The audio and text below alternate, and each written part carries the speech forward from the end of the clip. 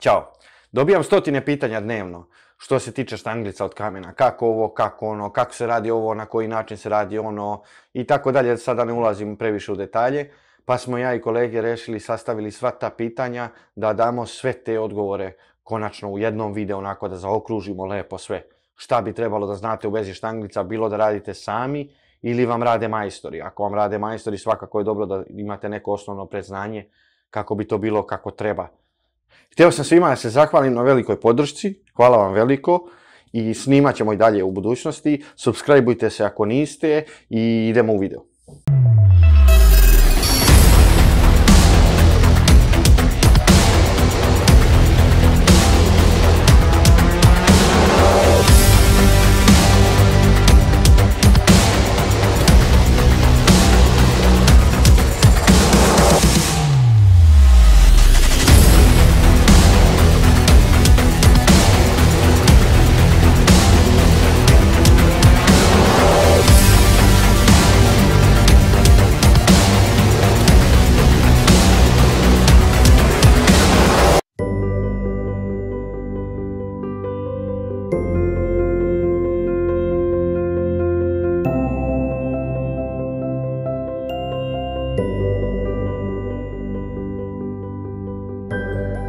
Sada ću prvo odvaliti ovu parket lajsu, to vam treba običan šrafciger.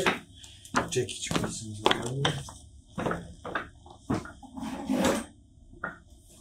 Odvalit ćemo parket lajsnu kako bi kamen došao do dna.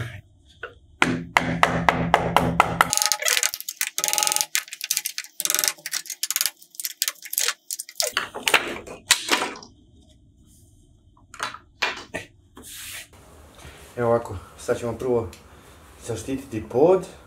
Uzeo sam ovaj karton, nekih 800 dinara otprilike. Zašto karton?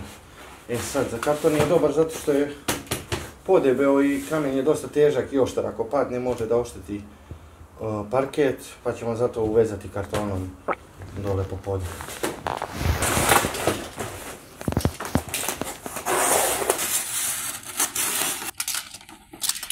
Sad ovaj deo ćemo staviti otprilike dokle je bila lajsna i ovdje nećemo lepiti traku, tu će leći kamen da bismo kasnije lakše izvukli ovaj karton. Polepit ćemo traku tamo po lajsni, ovdje ovaj deo i zabacit ćemo još kartona.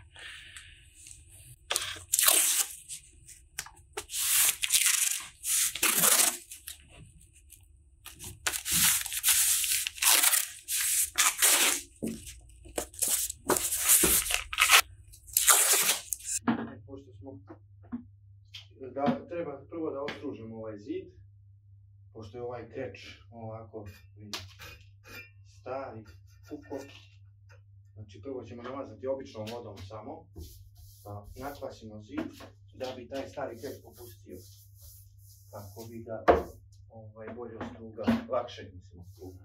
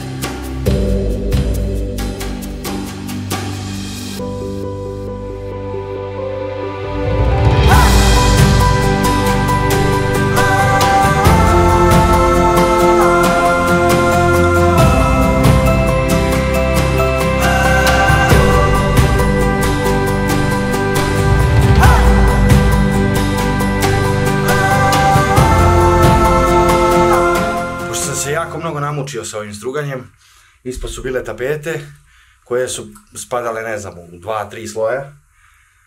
Uspio sam sve da ih očistim. I sad ćemo zagrebati ovaj zid kako bi podloga što bolje uhvatila. I onda ćemo mazati podlogu Cerezi CN94 kako je ovo izgledalo.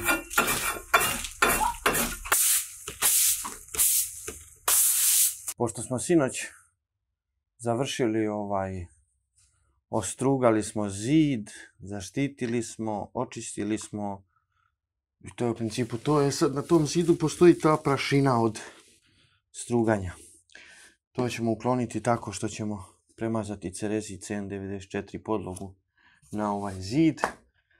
Ona bi trebala se razmuti u odnosu 1:3, znači 1 litar podloge, 3 litra vode. Ali pošto je nama ova površina jako mala, šta znam, ima možda nekih 2 kvadrata, ne verujem više, jer ne mogu iskreno vremenski da stignem veću neku površinu da radim. Nju ćemo otprilike onako, sipao sam pola litra vode i sipat ćemo otprilike mase da to razmešamo. I onda ćemo to naneti na zid. Ja sam ipak napravio malo jači odnos kako bi to bilo što bolje. Jer ovaj zid mi je nešto sumnjiv, sav je nešto, ne znam, ne sviđa mi se nikako.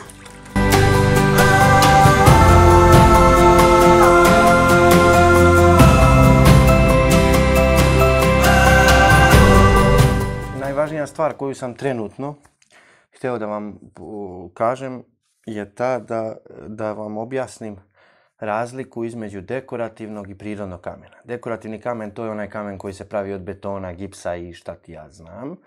Najčešće može da se koristi unutra, jer nisam baš siguran kako se može koristiti napolju.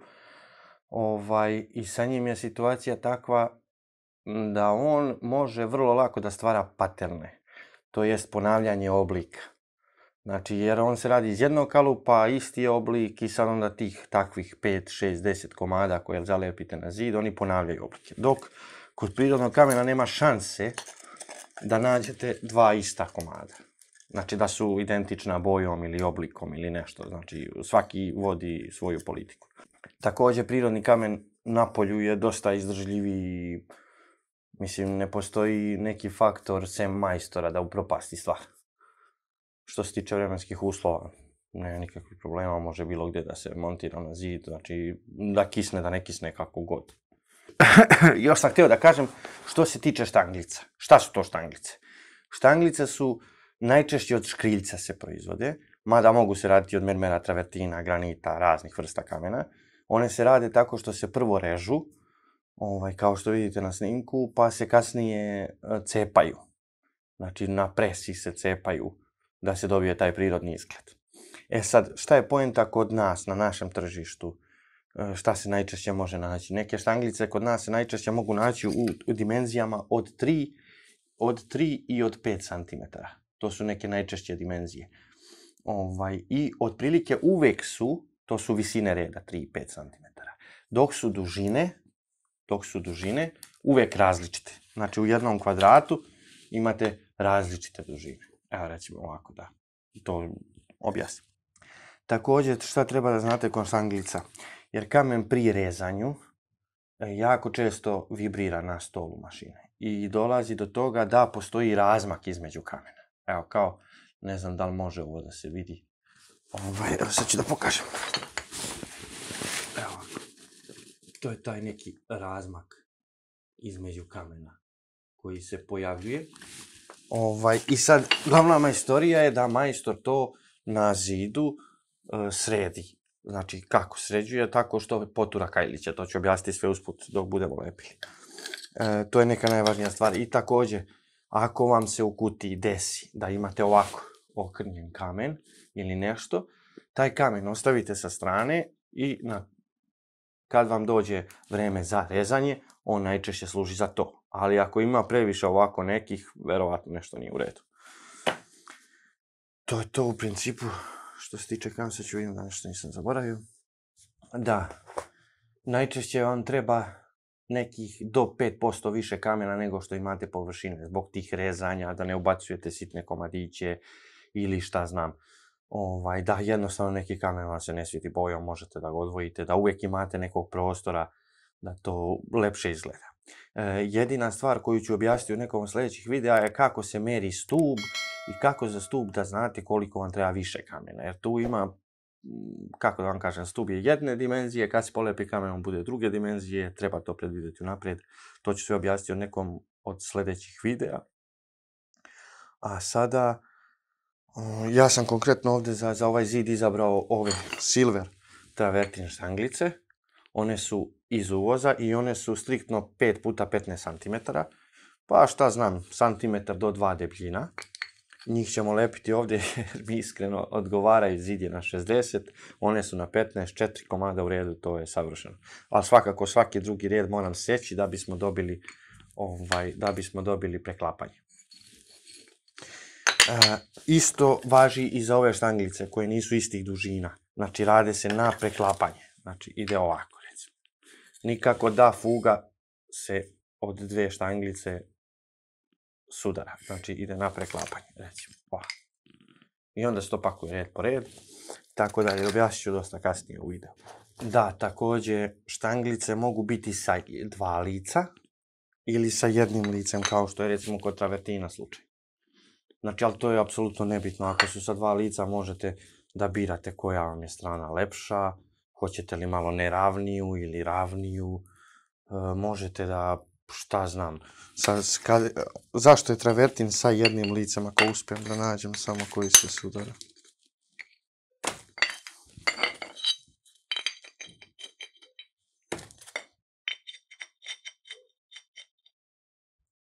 Zašto je travertin s jednim licem? Pa zato što je on isečen na ovako koskice i onda je pocepan na pola. Štanglice se najčešće pakuju u kutije ili gajbe po 1 kvadrat, mada može to pakovanje biti veće ili manje, ali nebitno, uvijek ćete dobiti tačnu dimenziju. Ako sam još nešto zaboravio da kažem, pišite u komentarima, odgovarat ću na pitanje, nije nikakav problem. Za lepljenje su nam naši drugari iz Cerezita preporučili CM16, to je, kaže, lepak za kamen. Sa njim ćemo lepiti, pa da pravimo, ajde radimo nešto.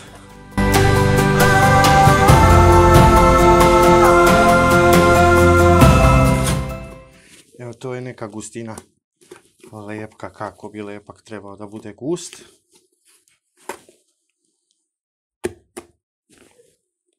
Znači ništa, ni pretjerano gusto, ni pretjerano retko.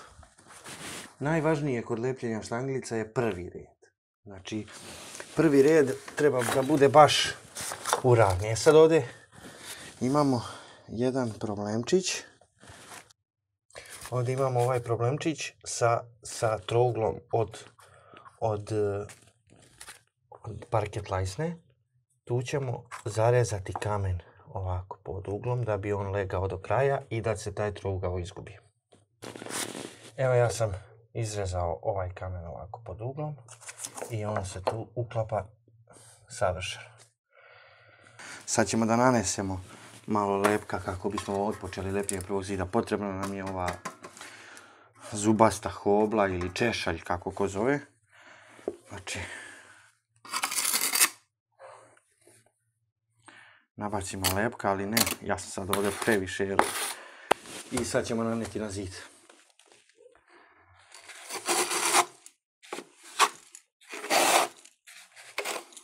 Što je moguće dole do dna više.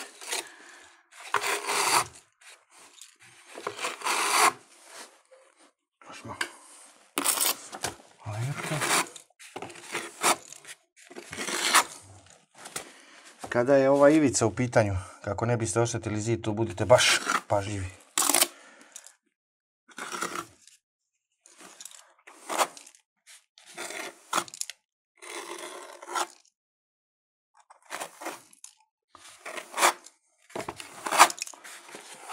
Evo ovako. Ja sam naneo tu, šta znam, za 2 do 3 reda štanglica. Bolje je ipak malo ređi lepak da se napravi kako bi to moglo da duže stoji na zidu, da ne osuši. Ovaj kamen koji smo isekli za do parket lajsne, njega ćemo prvo namazati.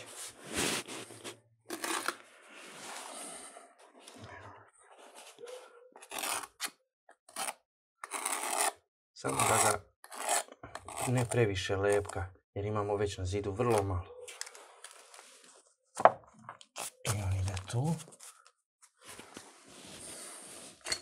Odmah do njega idemo sljedeći.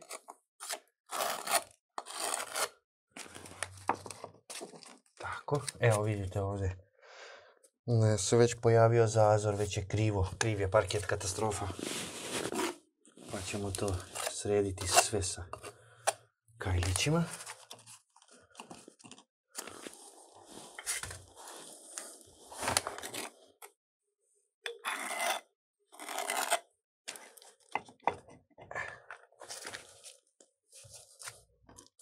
Tako.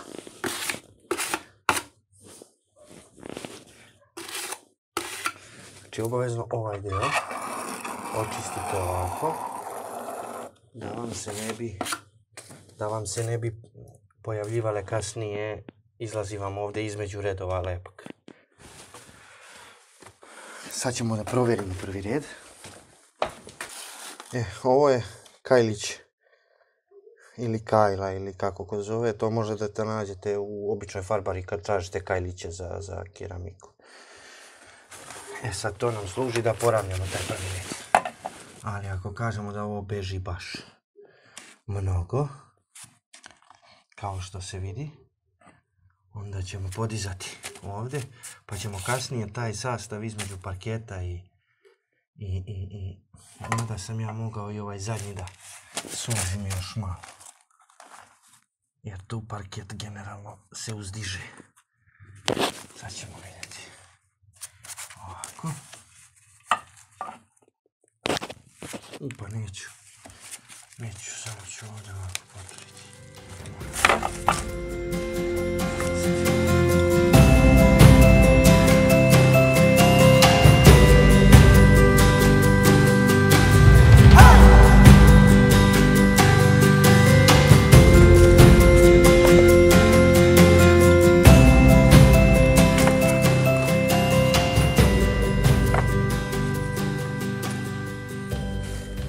Sad ćemo provjeriti prvi red, vidimo kako stoji.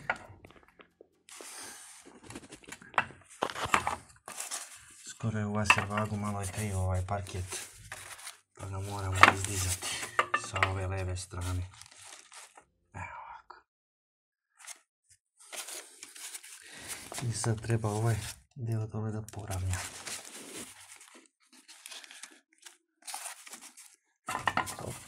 Znači da smo pretjerali. Ovako izgleda prvi red kad se poravnja. Sad možemo da nastavimo dalje da lepimo. Sad koji je moj neki sistem da se brže lepi, to je da kada idemo sljedeće redove, znači treba da idemo sad na pola. Ovdje pola, ovdje pola. Moramo to izrezati na pola. Ako smo rekli da je ova štanglica 5x15 cm, znači njena dužina je 15. Rezat ćemo je na 7,5 kako bi ona ovdje bila na pola. Da dobijemo preklop.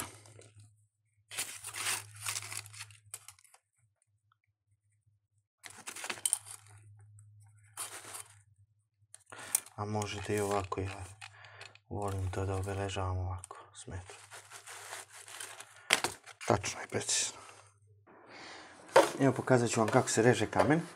Treba vam jedna daska ispod na kojoj će kamen da stoji. Neka stara, ja sam od nekog namještaja uzeo. Znači brusilica se drži u principu uvek ovako. Ali kada ja režem kamen, ja brusilicu okrećem kontra. Zašto? Iz tog razloga, ne znam kako mogu da vam pokažem da se vidi dobro. Kada režem, brusilica ne ide od ozdo na gore, nego od ozgo na dole. I tačno vidite liniju kuda režete, a sva prašina izlazi van ovog dela. Znači ide od vas prašina. Sad ću vam to najbolje pokazati ovako. Nisam nikad rezao levom rukom, ali moram kako bi se vidjelo dobro.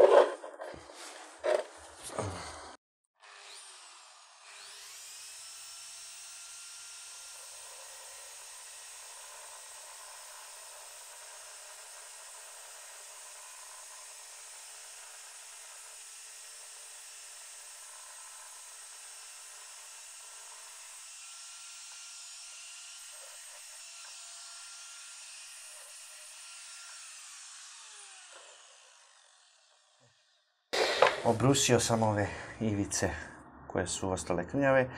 Šta je fazon, još dok režete brusilicom, obavezno ne pritiskajte brusilicu. Znači pustite je. Ona sama silazi koliko može da reže i polako.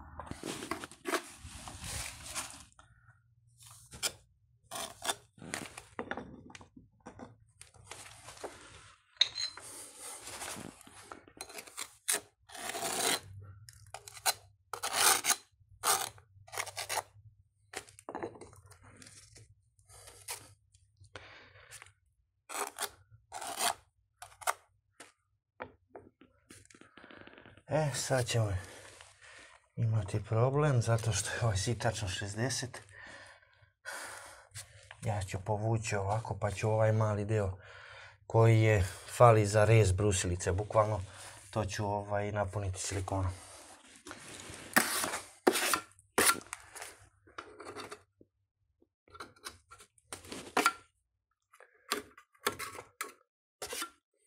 Isto znači očistimo ovako. Znači, očistimo ovako i idemo sljedeći.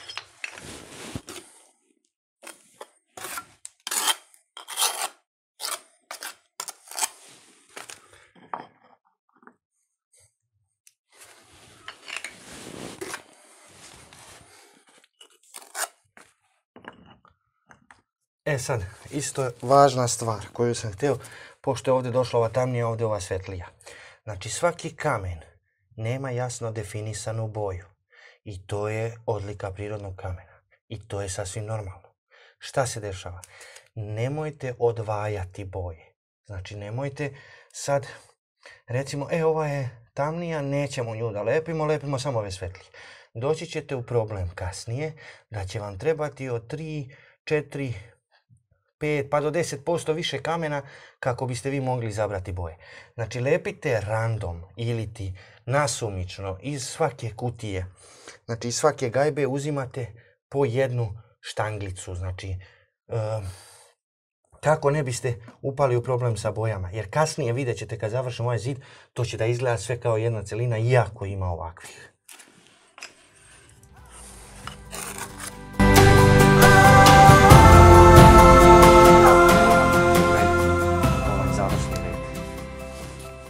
Znači sad ćemo staviti vaser vagu. Ovo je odlično.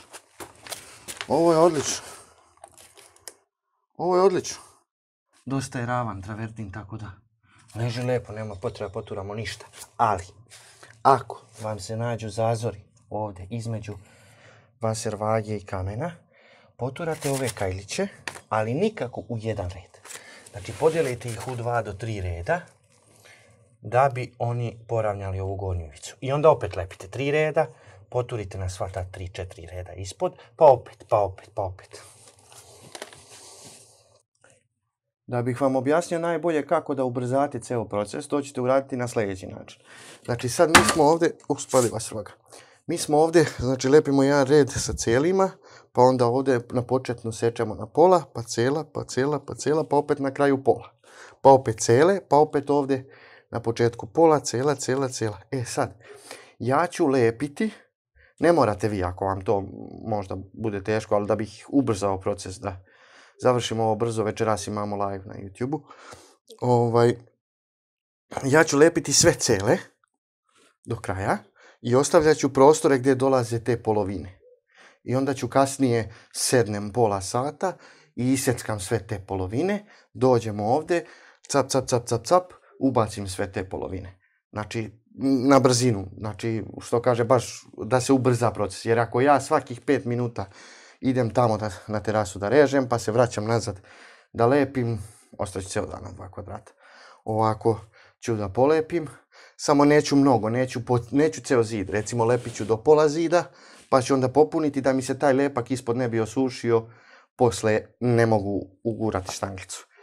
Ili ako hoćete da ostavite da se osuši, očistite obavezno između tih rupica da možete da ubacite štanglice posle tu.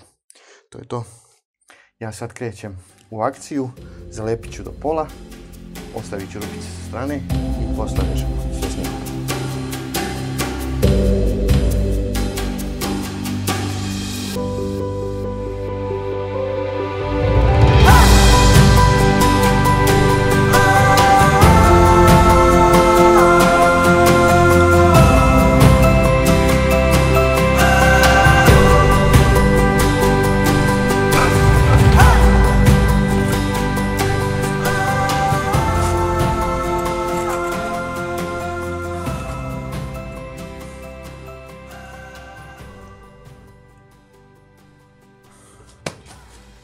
Ja ovo prosto ne mogu da verujem.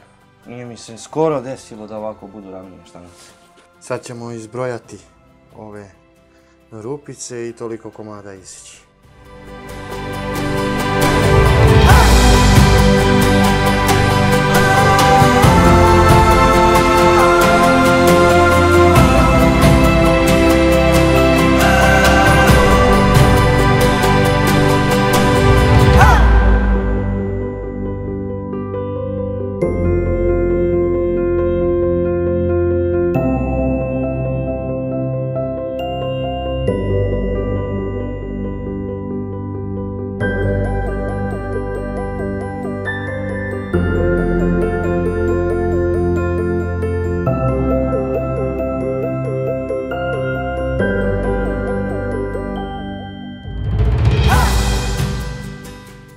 Čim sam primetio sad da je red malo pobegao, sad ćemo sa ovim kajlićima to srediti. Kao što sam rekao na početku, na više redova, znači ja bih odavde ovako krenuo, tu negdje primećujem da je palo. Ovako.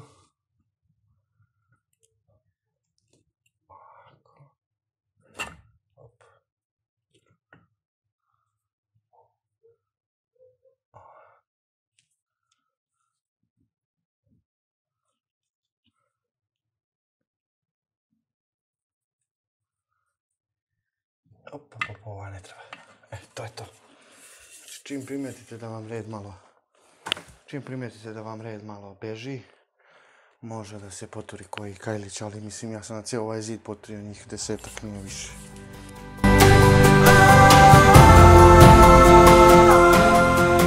Najveći problem kad se rade štanglice je to da pri kraju zida obično ovaj deo bude uži nego što je štanglica.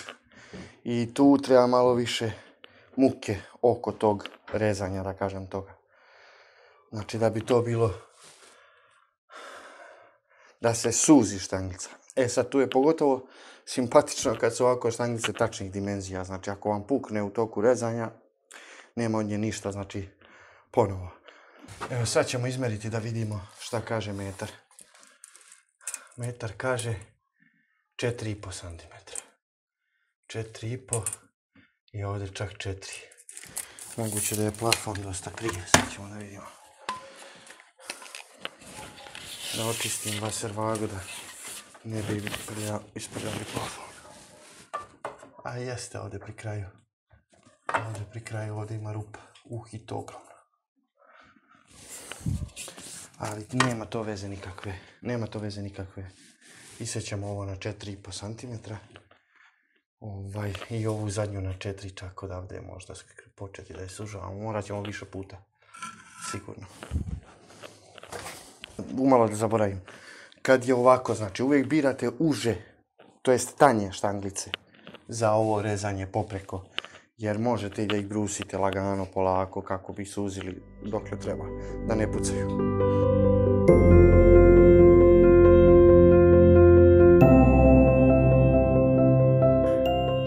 Zid je gotov. Ostalo je još, sad ću ja lijepo ovo sve da raspremim i da ostaju još silikoni ovdje po vrhu, sa strane, okolo, sve lijepo su ivičeni i još nekih detalja. Kao što sam rekao, nanećemo ovdje između ovih rupica Ceresit CS11 silikon. Zašto ovaj silikon? Pa iz razloga jer je to akrilni kit i on kasnije može da se farba. Znači kad menjate boju zida možete da ga prekrečite slobodno sa nekom drugom bojom ili belom ili svejedno, kako god vam odgovara.